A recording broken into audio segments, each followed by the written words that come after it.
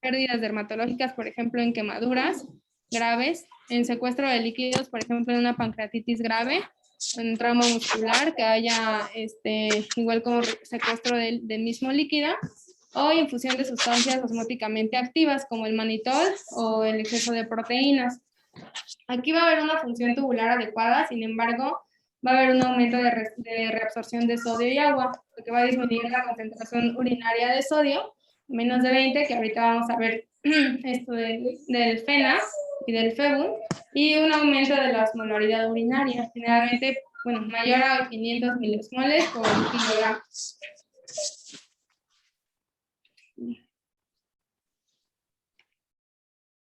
En lo correnal va a poder ser por obstrucciones tanto intrínsecas como extrínsecas. De las más características, aquí tenemos en los varones la hiperplasia prostática o cáncer de próstata.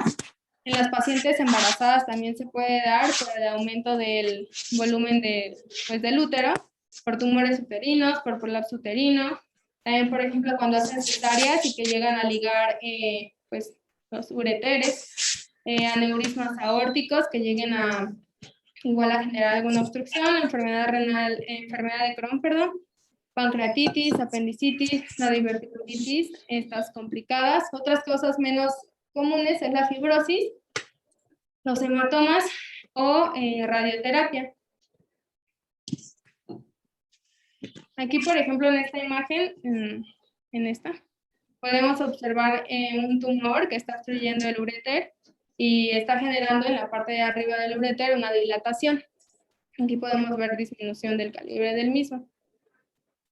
De este lado tenemos una urografía por resonancia magnética, en donde también podemos ver que hay una obstrucción a nivel en esta parte del uréter, en donde ya no pasa el medio de contraste. Y pues puede generar hidronefrosis y posteriormente, si no se trata, un daño, una lesión renal.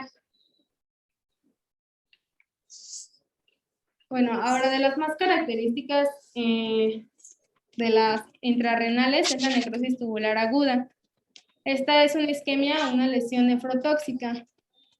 Generalmente, cuando es una nefritis tubular aguda no complicada, va a recuperar en 2 a 3 semanas. Puede ser causada por diferentes factores, como trauma, quemaduras, como ya les había comentado, de tercer grado, pancreatitis, una enfermedad hepática crónica, sepsis, el consumo de algunos nefrotóxicos, medio de contraste, el consumo, bueno, no debería consumirse, pero el anticongelante, que también es un tóxico que puede dañar el riñón, así como drogas pues ilegales como la cocaína y anfetaminas.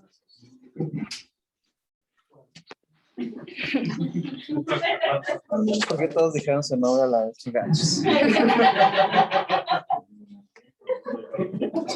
Bueno, donde vamos a afectar más esta necrosis tubular aguda va a ser a nivel del segmento proximal del túbulo, así como también va a ser el S3 y la parte más ancha de la médula.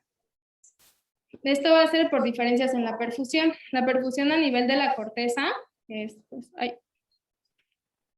aquí arriba, va a ser de aproximadamente de 50 a 100 milímetros de mercurio de oxígeno, a diferencia de la perfusión que reciben en esta otra zona, que es en donde está el segmento S3, y de la médula ascendente, la parte más ancha. Ahí es donde van a recibir de oxígeno de 10 a 15 milímetros de mercurio, por lo tanto casi siempre están en límite de hipoxia, y es por eso que van a ser los primeros afectados. También aquí en esta zona aumenta el requerimiento.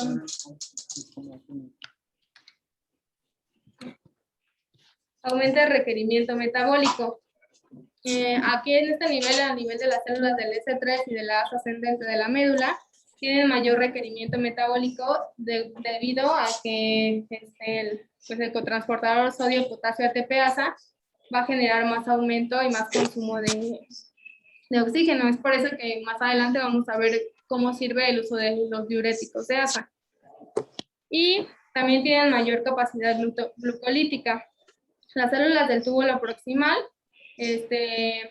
hacen más fosforilación por ATP, entonces consumen más oxígeno. Sin embargo, las células de la médula, en la parte ascendente, tienen mayor capacidad glucolítica y son un poco más resistentes a la hipoxemia versus el segmento S3 del túbulo proximal.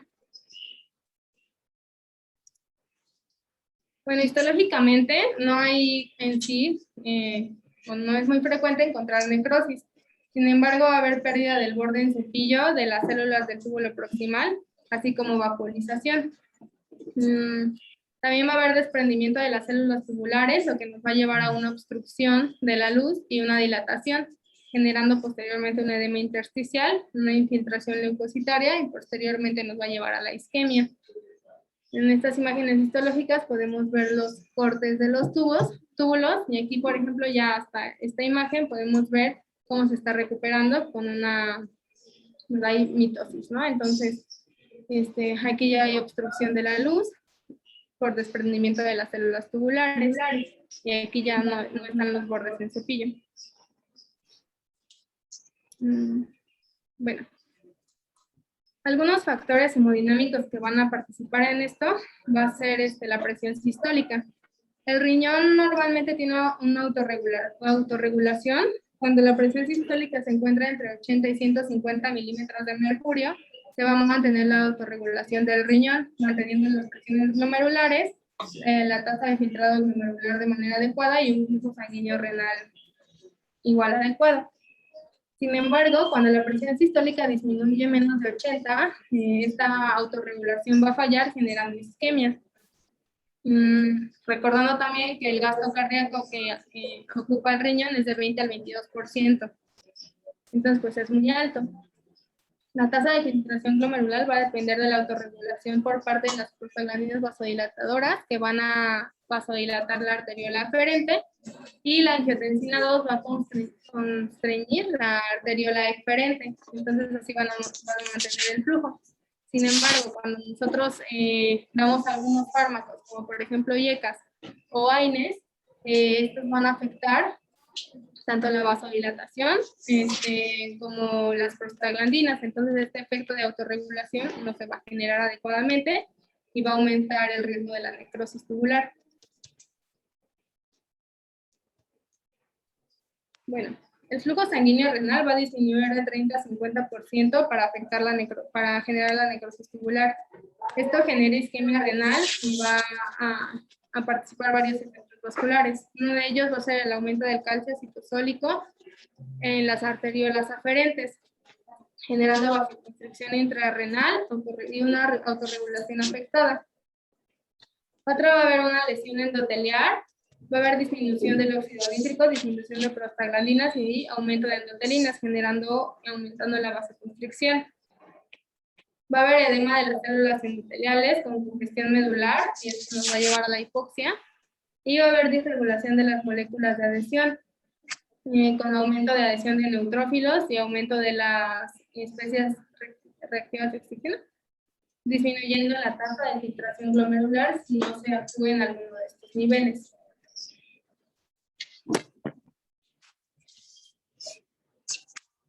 Se va a generar un daño en células endoteliales, generando edema celular con regulación de las moléculas de adhesión y reclutamiento de neutrófilos inflamatorios y monocitos tipo 1. También va a haber vasodilatación alterada y se va a generar congestión medular, edema intersticial, y pues va a empeorar la hipoxia, como ya les dije, en el nivel de S3 y en la médula ascendente.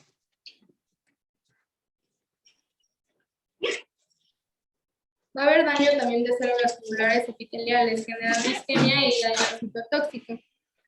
Después de la isquemia aguda, las células tubulares van a dañarse por reperfusión, y algunos mediadores de esta reperfusión va a ser las especies reactivas de oxígeno, que son las principales, el flujo aumentado de calcio intracelular, el óxido nítrico, la fosfolipasa A3, algunas células mediadoras de citotoxicidad. El daño mitocondrial es principalmente por estas especies reactivas de oxígeno, la depresión de antioxidantes y el aumento del calcio. Entonces, pues va a disminuir para que se puedan volver a replicar las células. Algunos factores que van a afectar la integridad y la función de las células epiteliales va a ser la muerte celular, la disrupción del citoesqueleto de actina, la obstrucción por cilindros y fuga. Bueno, la disrupción del citoesqueleto de actina va a ser por una activación de la cisteína proteinasa, que va a degradar las proteínas de unión a la actina, como la espectrina y la inquirina.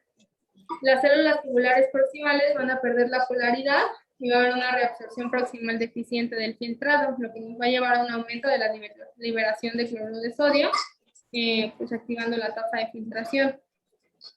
Posteriormente va a haber una obstrucción por cilindros debido a esta disrupción del citoesqueleto de actina.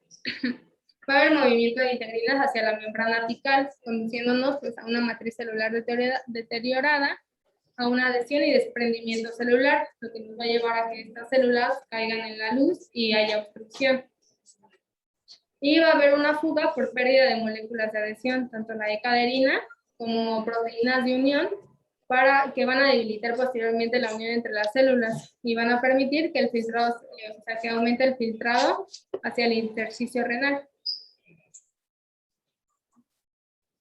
Esto es más o menos lo que les expliqué ahorita, en donde aquí tenemos el túbulo, la célula normal y el túbulo igual está bien, con el borde en cepillo alrededor, las integrinas y en las células epiteliales.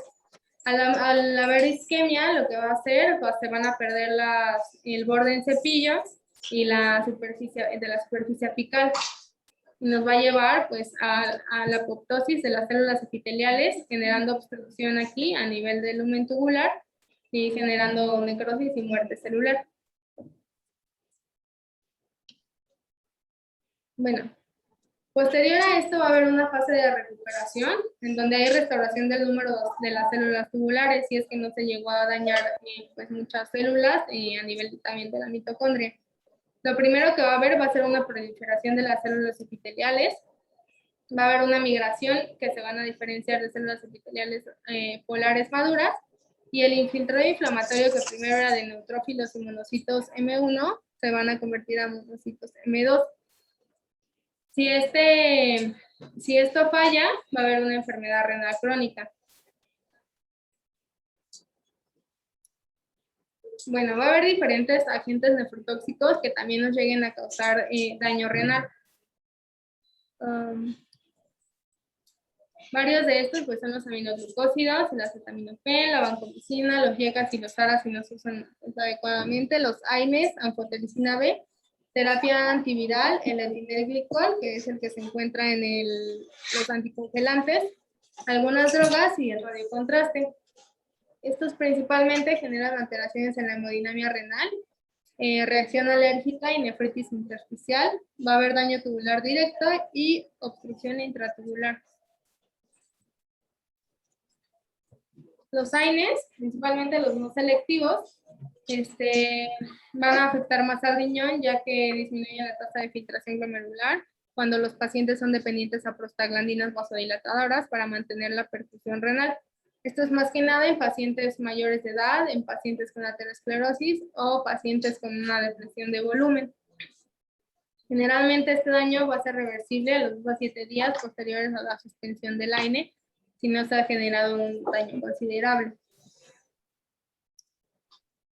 El acetaminofén también va a generar daño, tanto toxicidad hepática como toxicidad renal. De acuerdo al libro de Johnson de nefrología, un aumento de 15 gramos de la ingesta es lo que nos va a generar esta toxicidad. Recordando pues que el metabolito tóxico es el NAC. Los IECAS y ARAs, que ya mencionamos hace un momento, también inducen la reducción de la perfusión renal por alteración de la respuesta que va a tener el paciente al compensar con la vasodilatación en la arteriola, vasoconstricción en la arteriola eferente. Otros medicamentos son los aminoglucósidos, que estos se van a acumular en las células lisosomales del túbulo proximal. Va a haber unión al anión NH3 que se une al borde en cepillo de las células epiteliales del túbulo proximal y se va a internalizar generando daño. La vancomicina también es uno de los medicamentos que más genera daño renal, provocando nefritis intersticial y necrosis tubular aguda. Esta activa la vía apoptótica y el estrés oxidativo. El etilenglicol se va a metabolizar por el alcohol deshidrogenasa, generando glicolaldehído y glioxilato, que son los agentes tóxicos. Bueno, el diagnóstico de pues el paciente va a llegar con una cirrosis metabólica y un anion GAP elevado. El osmol-GAP también va a estar elevado y generalmente se van a encontrar cristales de oxalato de calcio. El tratamiento es con fluticasol o con etanolivia, que van a inhibir el alcohol deshidrogenasa para que ya no se genere el glicolaldehído o el glioxilato. Bueno, de las drogas que pueden causar lesión renal aguda es la cocaína, generando vasoconstricción, hipertensión y rhabdomiolisis. Las metanfetaminas, que también causan rhabdomiolisis, nefritis intersticial aguda posteriormente, y la fenciclidina, que también es conocida como polvo de ángel, que va a causar hiperpirexia y vasoconstricción, generando igual hipertensión y rhabdomiolisis.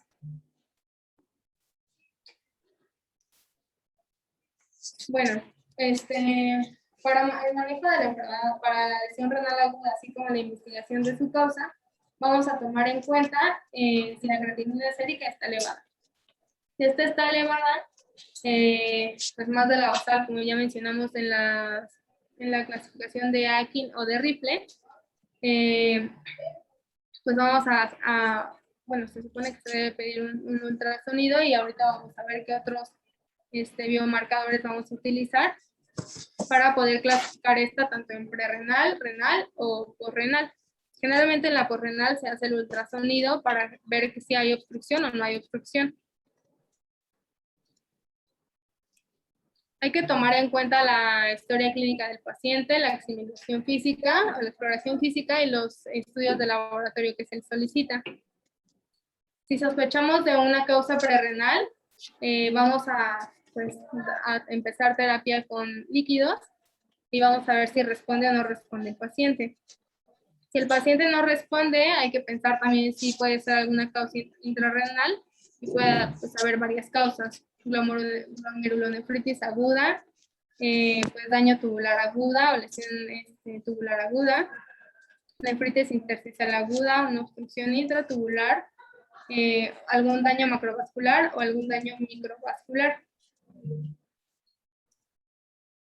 Bueno, hay diferentes estudios de laboratorio que podemos solicitar para sospechar si es una lesión prerrenal o renal.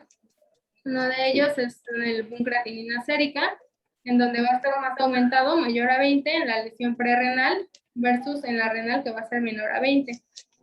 El sedimento urinario también nos va a ayudar, ya que en el prerrenal generalmente el no haber sedimento urinario va a ser bajo, con cilindros hialinos. En la lesión intrarrenal generalmente va a haber cilindros granulosos y pues estos generalmente nos hacen pensar en una necrosis tubular aguda. La osmolaridad urinaria va a estar aumentada en la lesión prerrenal, a diferencia de la renal, en donde va a ser menor a 350. La proteinura generalmente no está en la lesión prerrenal, y en la lesión renal llega a ser baja a moderada. El sodio urinario va a estar disminuido en la lesión prerrenal y va a estar aumentado en la lesión renal.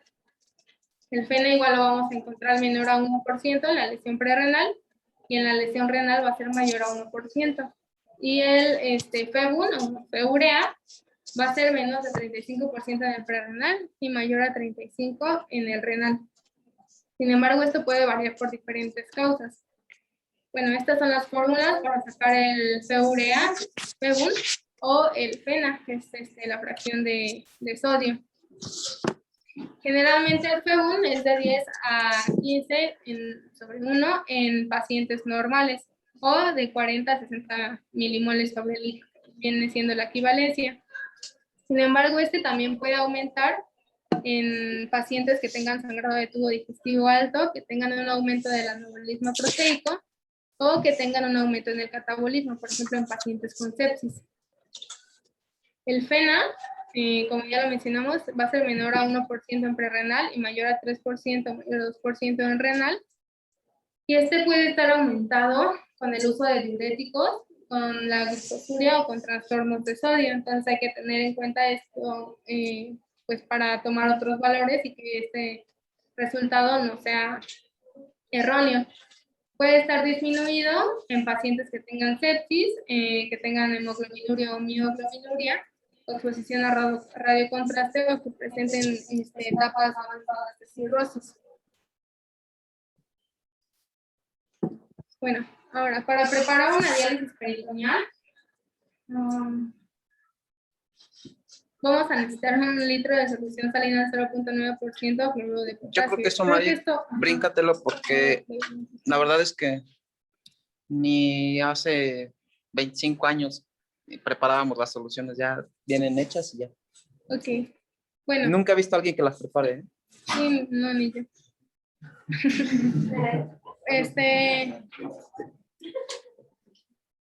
Ni en los hospitales más pobres las he visto que las preparen, siempre ya están disponibles. En la lesión renal aguda hay que tomar en cuenta el uso de diuréticos.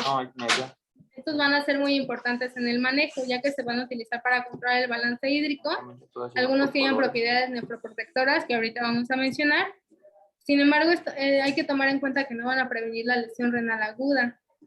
Los diuréticos de asa son los que pues, más nos van a ayudar, ya que van a actuar en la porción gruesa de la rama ascendente del asa de Henle y van a inhibir el cotransportado sodio-potasio-cloro. Al inhibir pues va a disminuir el consumo de oxígeno, entonces va a aumentar un poco pues, la perfusión a este nivel del asa. Las propiedades nefroprotectoras que tiene pues van a ser por estos mismos, los diuréticos de asa, al inhibir este cotransportador y aumenta el consumo de oxígeno, generalmente de 10 a 35 milímetros de mercurio. Algo característico de la furosemida es que va a inhibir también la prostaglandina deshidrogenasa, reduciendo las resistencias renovasculares e incrementando el flujo renal. Ahora, bueno, el uso de furosemida en el paciente intubado ayuda a lograr el balance hídrico adecuado para lograr una ventilación mecánica pues, igual adecuada, de acuerdo pues, con la estrategia de ventilación de protección pulmonar. Esto en pacientes hemodinámicamente estables con una lesión pulmonar aguda. Entonces, pues, también lo podemos tomar en cuenta ahorita en los pacientes con COVID. No intubados. Los diuréticos no van a reducir el tiempo de diálisis ni van a prevenir la lesión renal aguda. Sin embargo, pues como ya les mencioné, disminuyen el consumo de oxígeno a nivel del asa de Henle y a nivel del S3, aumentando pues, la perfusión. Bueno, disminuyendo el consumo de oxígeno.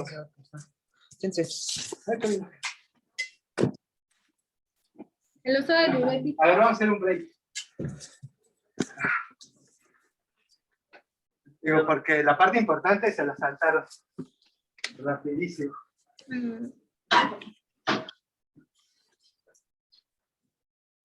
Diagnóstico. Esa es la parte, o sea, vas bien y todo, pero como que le dice muy poca importancia. ¿Sí?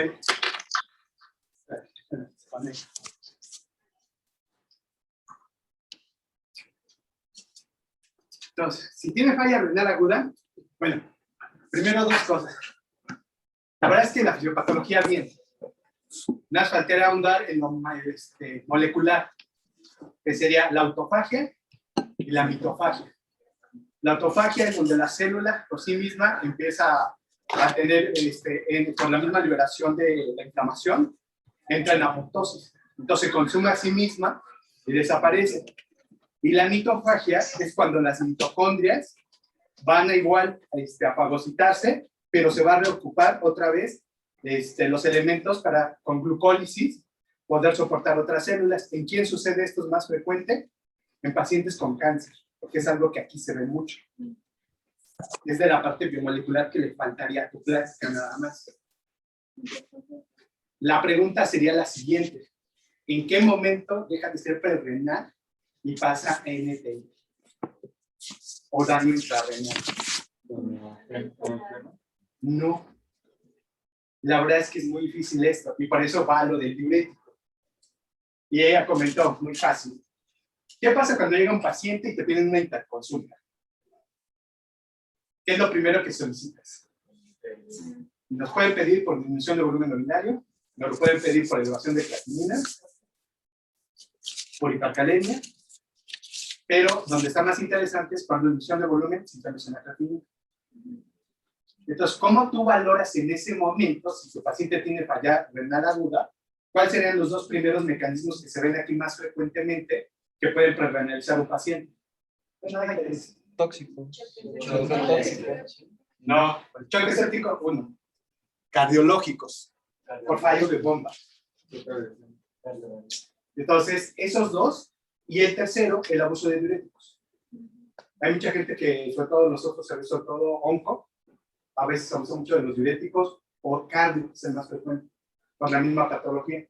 Esto te lleva a que prerrenalices a tu paciente y la creatinina se eleve sin necesariamente tener falla renal aguda. Entonces, ¿cómo defino en ese momento que mi paciente puede tener o no? Y hasta ahorita no hay algo que digas, con esto directamente, no. Entonces, ¿qué proponen? Lo que tú mencionaste, un FENA, un FEBUN, índice de falla renal. Con esto puedes clasificarlo en prerrenal o con daño renal. La siguiente pregunta, ¿qué tan sensibles son?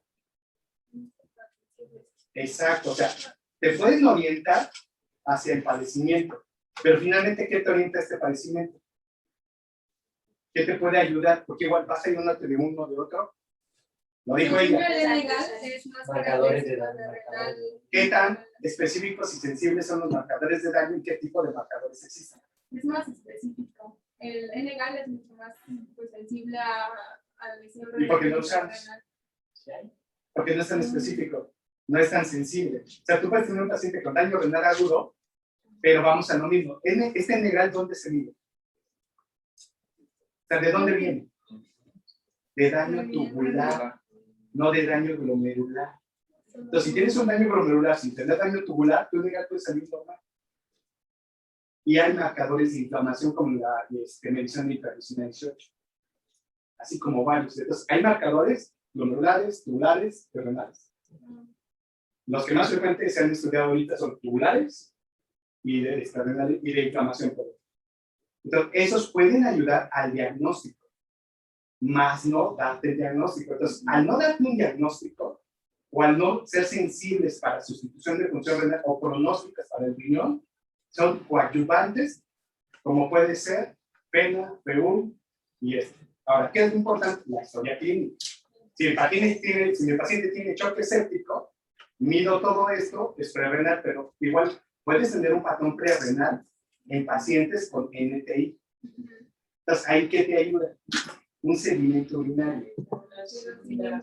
Van a investigar qué es el índice de Peracel.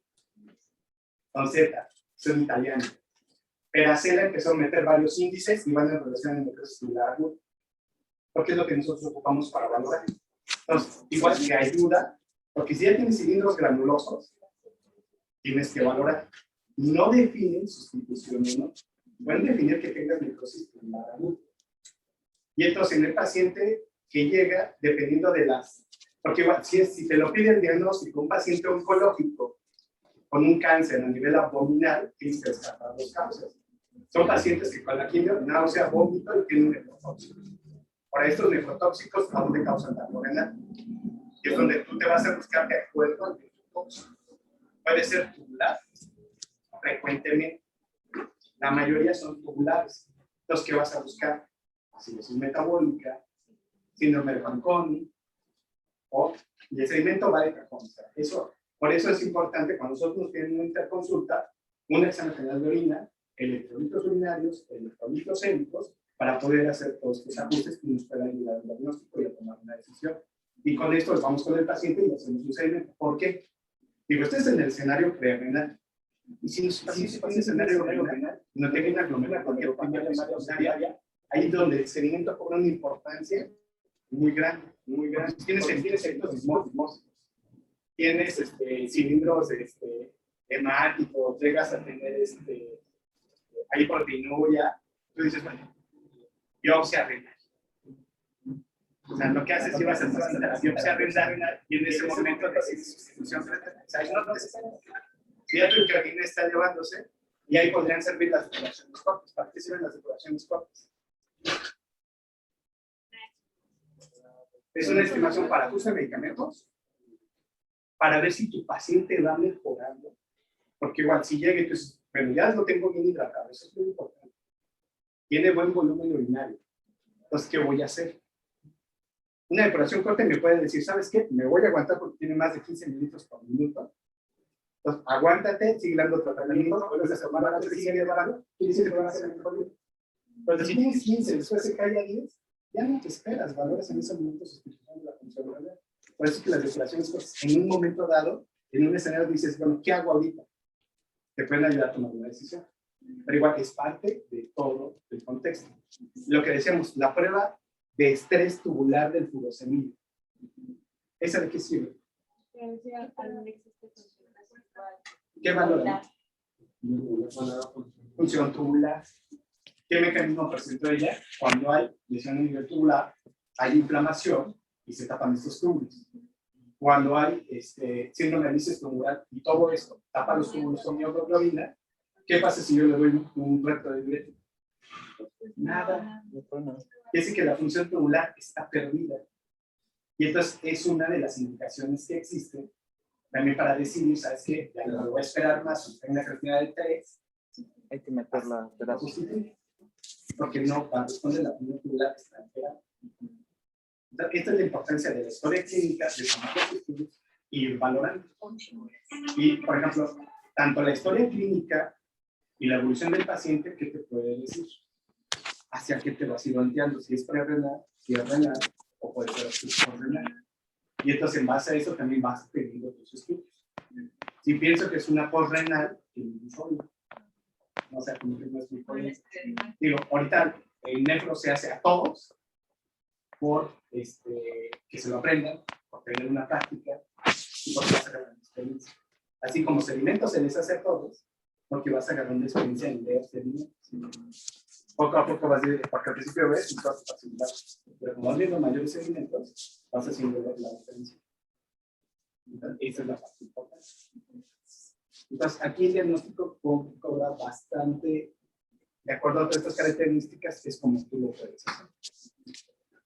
Y por ejemplo, en el proceso tubular, siempre va a haber cilindros granulosos o puede haber otro. No necesariamente. Si estás en anuria, no vas a ver nada. Pero igual puedes iniciar una vez en donde al inicio, por ejemplo, todos los deshidratados, en donde no tengas cilindros.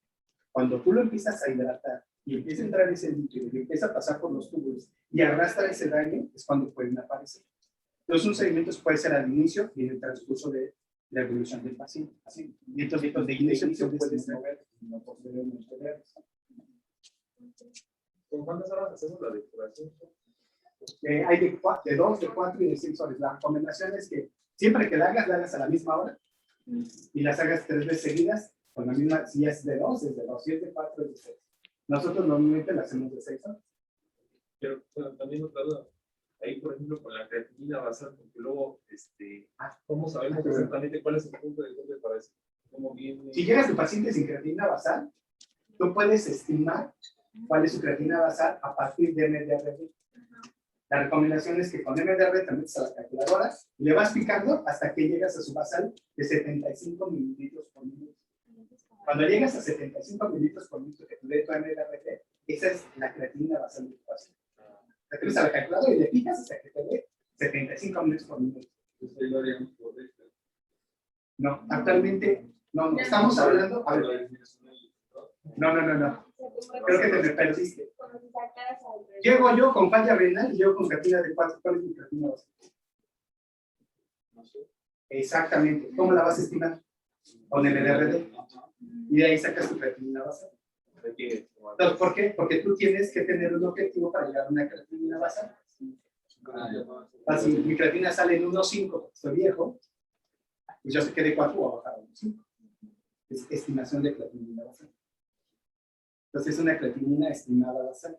Pero igual, como ella dice, si eres diabética de larga evolución y parte de eso, pues a lo mejor tienes daño renal agudo si no tienes daño crónico. Y puedes tener una falla renal aguda dentro de un daño renal crónico. Y entonces, si tienes un daño renal crónico, estos valores de PBU, de pena, ¿qué tan buenos son? ¿O qué tanto cobra tu valor? Disminuye la sensibilidad y especificidad, pero de todas maneras te ayuda. Así como ella dijo, si hay disminución de oxígeno en varias áreas, ¿qué parte del examen final de orina se puede hablar de falla renal aguda? El puro examen final de orina. No. Ella lo dijo. ¿Te puede dar un poco? Pero el eco no te mide La la polaridad, oxigenación. la tienes que inferir, la tienes que calcular, la densidad. Exacto, la densidad urinaria. ¿Por qué? ¿La densidad dónde se da? En las asas de Henle. Y si hay un fenómeno perrenal donde tienes mayor renal, entonces igual, tiene que ser un paciente que esté bien hidratado. Ahora, algo muy importante que nosotros ahorita también estamos viendo y le damos el valor a la vena cava. ¿Cómo sé si un paciente está bien hidratado o no está bien hidratado? Ajá, por la colapsibilidad de la vena cava. Entonces, cuando tú decides, ¿sabes qué? Métele líquido, ¿sabes qué? Ya ni le metas líquido y métele una prueba de estrés de furosemida o un reto de furosemida. Y entonces, en ese momento, valoras la función tubular. Pero tiene que estar bien hidratado el paciente. Para el reto. Si no está bien hidratado, el reto no va a ser el reto. Si tu paciente está hipotenso, tampoco te va a servir de mucho. Entonces, tienes que valorar. Y una de las metas, por eso, en las guías de sepsis, aquí es donde cobran importancia. ¿Cuál es la cama de cáncer? Por arriba de 70 para pacientes renales. O hasta 80. Porque lo que tú vas a asegurar no es la función de tu corazón ni de la. Pues no, es la función del riñón. De ahí puede ser un poquito más alto. ¿Por qué? Porque los cardiólogos también tienen mucho a bajar esta TAM por su corazón. Nosotros no, lo usamos un poquito más alta para que haya una perfusión adecuada. Pues son TAM de 70 a 80. Cuando hay daño renal. Y ella mencionó, igual, el termisatán está que a los YECAS ya están indicados en falla renal aguda.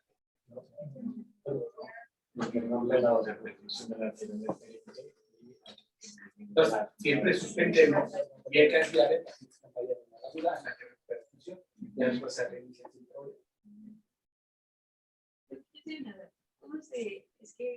¿Cómo sería un lavado pulmonar en el contexto de un paciente que le tienes que meter contraste, pero no lo puedes sobrecargar? Sí, ¿no? Pues, una es utilizar N-acetilcisteína, se les da, siempre me llevan cada 12 horas, 3 días previos. Pero si es urgencia. No, así es urgencia de salud. O sea, No le haces ni lavado tubular ni le haces nada. Nada más lo mantienes hidratado. Y aumenta el riesgo de lesión de contraste. Pero igual tienes que valorar factores. La edad. Si tiene un problema cardiológico, antecedentes de enfermedad renal crónica, falla renal aguda, uso de drogas tóxicas. Y todo eso que aumenta factores de riesgo para que tenga lesión. Y todo esto lo vas disminuyendo el riesgo de disminuir. Pero igual, en el momento que es urgente, valorar el riesgo. Todos los cardiólogos bien pasados, pues pasan, luego lo hacen. Y luego se recupera. Y aquí tenemos una No. Pero igual, Pero es accesible, lo pueden comprar. pero tampoco ha demostrado que sea lo mejor. Hasta ahorita lo que he demostrado que hay una más hiperhidratación. Porque igual también se utilizaba bicarbonato, pero tampoco ha demostrado que sea superior a pesar. Y por ejemplo, en pacientes externos, la hidratación oral no es superior a nada. O sea, el hecho de que tú hidrates o no lo hidrates antes de un estudio tampoco altera su riesgo. ¿Y cómo manejan la hidratación previa al De 1 a 3 mililitros por kilo hora. ¿Cuánto tiempo? 3 días previos. La recomendación. O por eso, si es muy urgente y lo tolera, 1 a 3 mililitros kilo hora y una carga de 500 mililitros previo al estudio. Ya comenzó. En el contexto de un paciente con cardiolisis, no encontré cuánto es el volumen recomendado para evitar la lesión por Tienes que tener un volumen urinario de 3 litros. O sea, ese es el mínimo que se tiene que tener. O de 150 mililitros. Y el bicarbonato. Tienes que ir a un pH.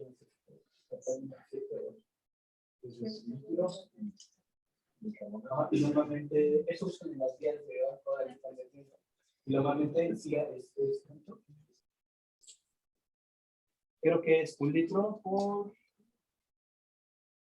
porque sí bien especificado.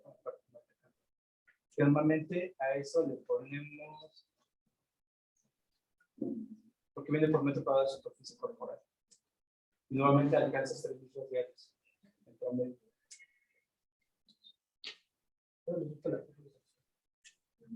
sí, porque sí, ya es especificado. No me acuerdo si 50 son litros. Igual alcanzas casi 1 litro los 3 o los 4 litros al día.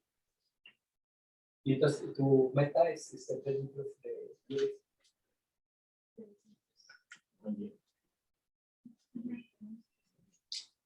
En algo del origen renal, pero la diferencia entre glomerular y intersticial, entre glomerular y tubular, ahí sí podemos poner, bueno, investigar índice urinario a través de la proteína de 24 horas, pero supongo sería muy tardado.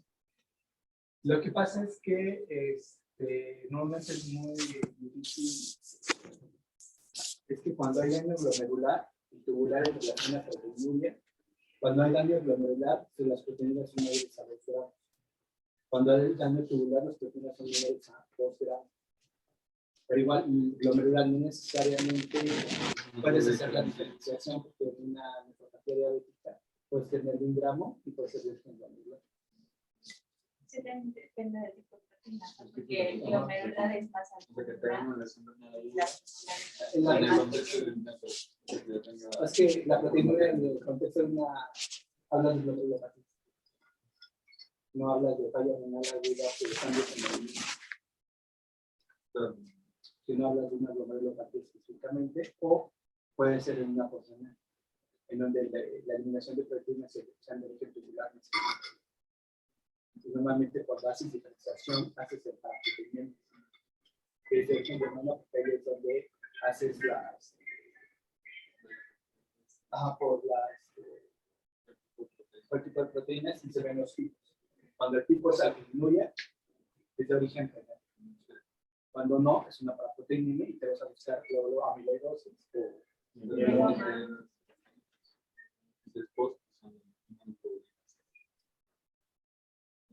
pero igual las inmunoglobulinas ya te dan proteínas masivas. Una proteína de la cuando son proteínas masivas, es mieloma, amiloidosis o de la proteína.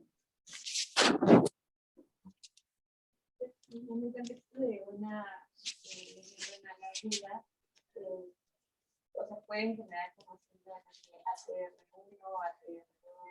Así se puede asociar, pero hay que cuenta que sí están relacionadas con el uso de los medicamentos. No es tan común por solo la lesión renal tubular. Que darle aproximadamente porque hay lesiones en brazos. Pero si te dan soluciones pero al final no hay una importancia clínica porque al final recuperarte se recupera la acidosis metabólica. Pero realmente tú das tratamiento a mejorar esa acidosis metabólica. Pero por medicamentos pueden persistir 6 meses o quedarse. Para si entonces para si tienes que evaluar porque la forma de medicamentos. Definitivamente la uremia que puede ser paciente con el síndrome de tiene que cumplir el criterio de la patología independientemente de la cifra de uremia. No. Nos guiamos más por clínicas, más la uremia que es diferente. Lo que pasa es que no necesariamente necesitas tener uremia y no necesariamente la encefalopatía es de origen neurológico, puede ser por sepsis. Pues hay unos países que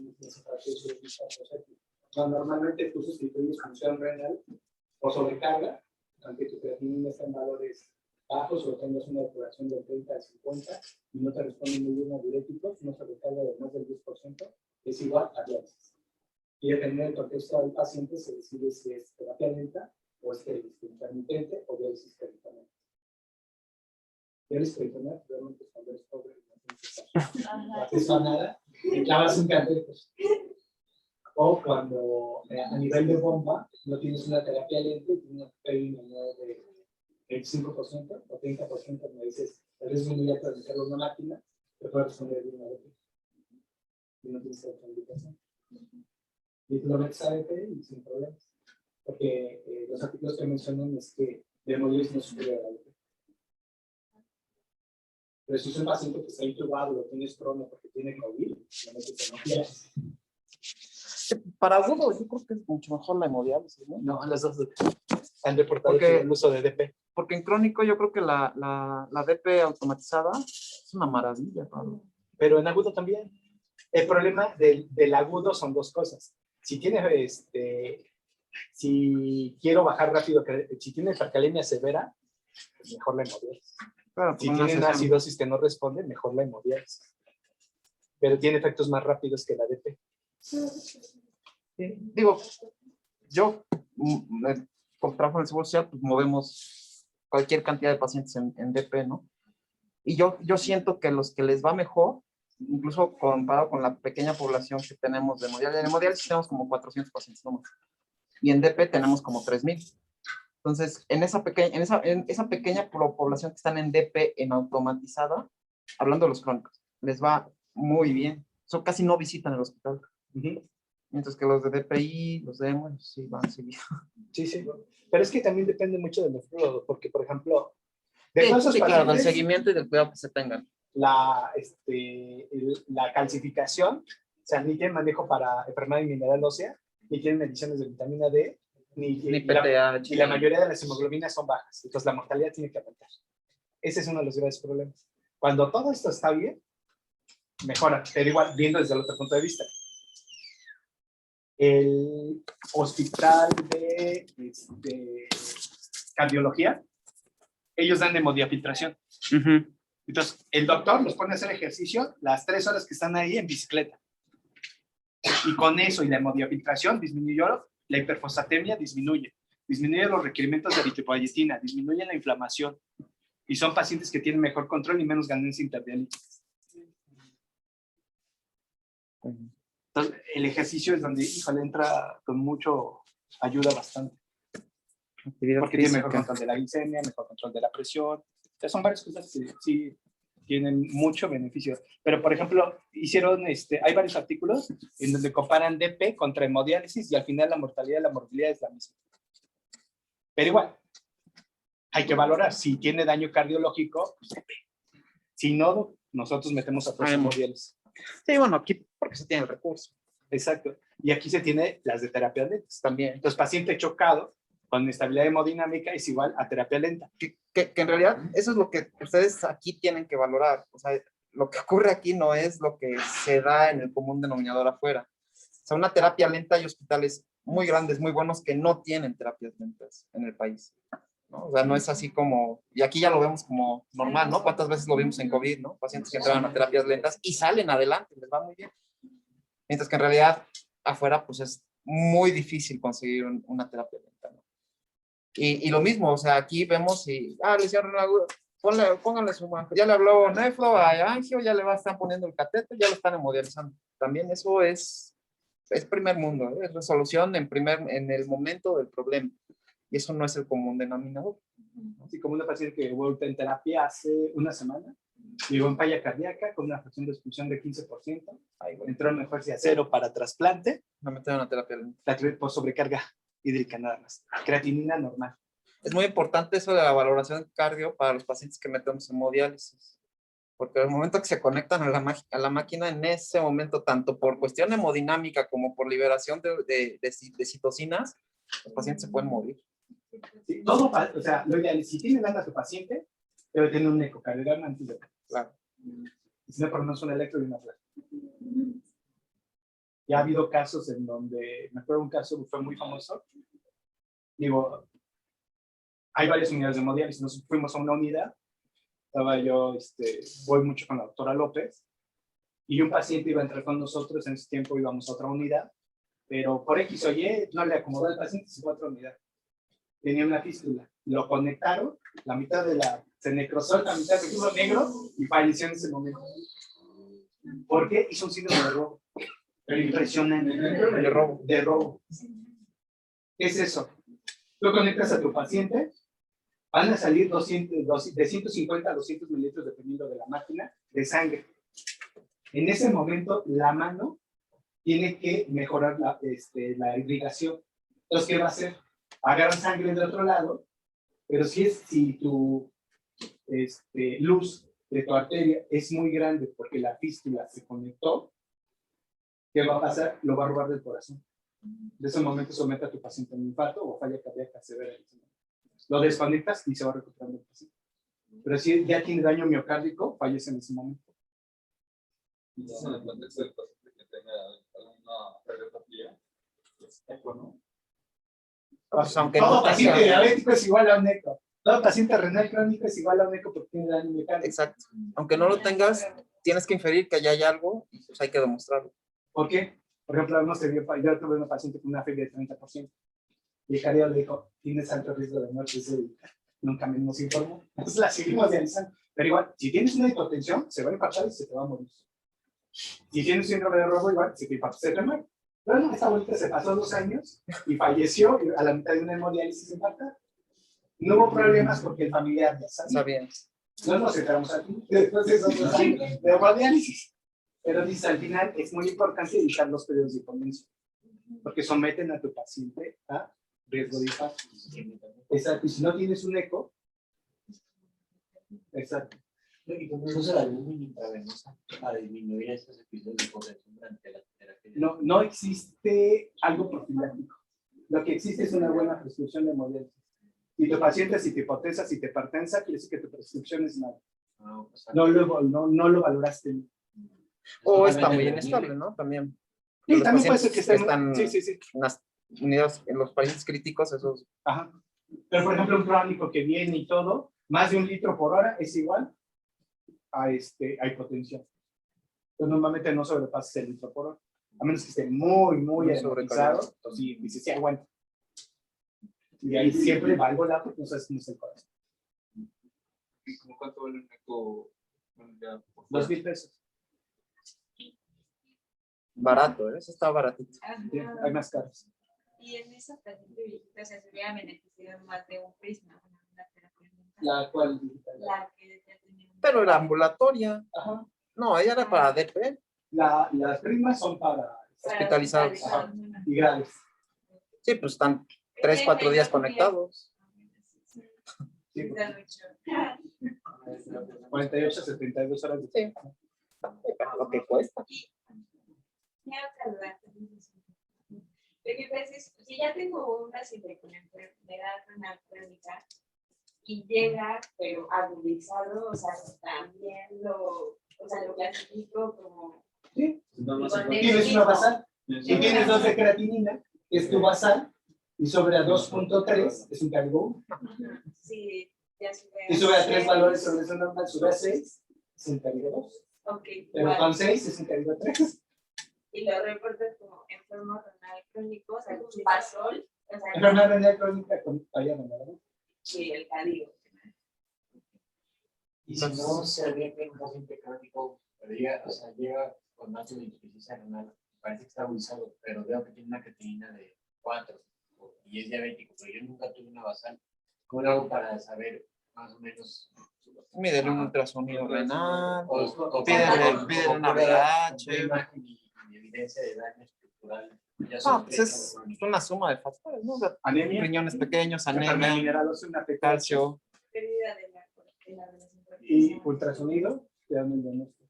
Pero por creatinina no hay, por fórmula no hay nada. Tú nada más hiciste una falla renal aguda a estadificar. O si tienes dudas, descartar enfermedad renal crónica. Pero tienes falla renal aguda. Y cada falla renal aguda aumenta la basal del paciente. O sea, en el contexto de crónica, no te sirve MR para sacar una basal. Una- O sea, la estimación de la basal. la estimación es para saber cuál es tu basal. Pero si tú no sabes si es crónico o es agudo, tienes que reunir evidencia para considerar que es crónico. Si es crónico, llega un momento en que tu paciente con tratamiento y todo, si le va bien, va a tener una basal. Que puede ser 2, 1.8. Y entonces, pues ves que ahí por 3 días se estaciona, prácticamente puede ser que ese es su basal. Tiene buen volumen urinario, tiene 1.8 de creatinina, el paciente se recuperaste el proceso infeccioso, que es lo más frecuente, te quitaste la diarrea, la neumonía, lo que quieras, y se mantiene en 1.8, quizás. Pero al mes tienes que valorar, y hasta los 6 meses. A los 6 meses ya defines cuál es su basal real, porque puede bajar incluso hasta 1.5, porque entra el fenómeno de nefronia hibernante. Con falla renal aguda, al igual que el corazón, varias nefronas entran en un periodo de hibernación. De este periodo de hibernación pueden salir hasta los 6 meses y todavía recuperar la función renal. Pero siempre y cuando controles todos los factores de progresión de la nefronia. Diabetes, hipertensión, dislipidemia, estado hemodinámico. El primer control metabólico de ahí, a 6 meses, establece. No, de 6 meses a partir de que tú lo empieces a ver. Pero también hay tantas opciones en la que digo que donde puedes guiarte por, o sea, de acuerdo a edad y raza, ya sea lo dividen en raza negra y otra raza, para la basal del paciente. ¿No? Ahorita me dan las más. Doctor, ¿y cuánto en la nubia, con cuánto tiempo o cuál es su prevalencia, supervivencia en diálisis, en peritoneal o en diálisis? Es mucho menor que un paciente comparado con alguien que tiene función renal residual. Pero al final depende igual de un buen tratamiento y qué tanto acceso tengas a ese tratamiento. Y pueden ser hasta 8 a 10 años, como dice el doctor. Y de los cuidados que tengan los pacientes. ¿De qué tanto se cuidan? Porque igual, si tienes dislipidemia, el pronóstico aumenta. Si tienes proteinuria y no la paras, el pronóstico aumenta. Es cuando tú dices, si tiene una proteinuria de 3 gramos y está orinando medio litro, mejor la lleva a que muera su proteína, a que muera la función renal y deje de tirar proteínas. Porque si no se desnutre y se te va a morir antes el paciente. Entonces ahí es donde dices, no, adiós, me voy a echar el riñón. Y el riñón con hemodiálisis disminuye la función renal. Residual va a desaparecer. Doctor, otra ventaja de diálisis peritoneal contra hemodiálisis es que se preserva un poco más la orina, ¿no? Pero como dice el doctor, normalmente en los periodos agudos siempre se ocupan. De repente se ocupa poco. Solamente cuando está contratado, Y en esto, hablando de que, pues vaya, los casos más frecuentes que vamos a ver son aquí secundario a diabetes tipo 2, ¿no? Y todos ellos ya van a tener daño cardíaco, ¿no? Sería todos los vamos a tener más diabetes. no necesariamente, no es así la regla. Pueden no tener daño macrovascular, puedes tener gente de 10 años y no tener mayor patología que la renal. Puedes tener otro, bueno, el comportamiento que yo he visto es que, y no dejará mentir el doctor, ves unos y dices, no, este tiene daño renal, este tiene daño cardíaco, este tiene daño macrovascular con amputaciones, y los que están bien jodidos tienen todo. Entonces dices, no, este le va muy mal. Y hay una pequeña población que ni lleva dieta ni nada y no tiene tanto daño. Y después de 15 años dices, no sé quién sabe cómo le hace, pero no tiene nada de daño. Y entonces te da la oportunidad con calma de tratarlo, de educarlo, para que se ajuste bien al tratamiento. O sea, tal vez como que nadie se ha metido hasta el por qué, debe ser algo genético. El por qué si tienes mayor daño, algunos a nivel endotelial y otros no. Porque eso sí se ve lo ves así muy frecuente. Con daños, por ejemplo, que tiene daño corazón, seguramente daño ocular, que tiene daño renal, tiene daño ocular, siempre como que se van asociando mucho. Pero hay otros que son así muy claros. O sea, tiene casi puro daño renal, pero igual, si pasan muchos años, pues se agrega el daño mecánico. La urea pasa daño mecánico. Por eso es que tampoco puedes dejar mucho tiempo pacientes sin dializar. Yo sí llegué a encontrar en un artículo que mencionaban que la raza negra estaba más propensa a daño renal y por género en las mujeres. Sí, son factores de riesgo. Pero yo creo que más bien, tal vez en raza negra, pero no, sí, las mujeres tienen más propensión y es un factor de mal pronóstico ser mujer con daño renal.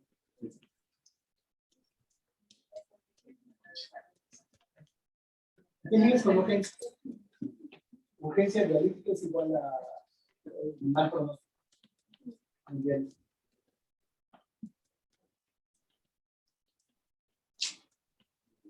Son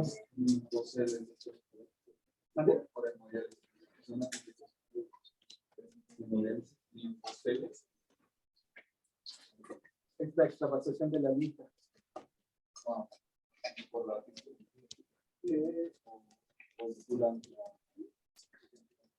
Es que normalmente es cuando cuando colocas el catéter y lo colocas mal, puedes tener eso, pero más que nada aparece a nivel del tórax. Entonces, como un derrame y es el tórax.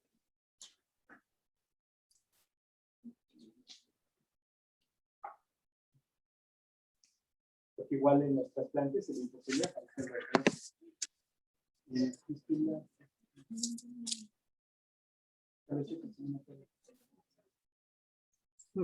Mañana continuamos con tratamiento. nos decimos el tratamiento y Muy bien. Muchas gracias, Doc. luego le mando el artículo y ya le encontré el de la prueba. ¿El del 2010? Uno del índice de... Del estrés de... Ah, no, eso sí me lo manda. Sí, de hecho hay dos. Encontré uno muy ad hoc a usted, Ajá. con una investigación, y otro en donde hace, igual viene con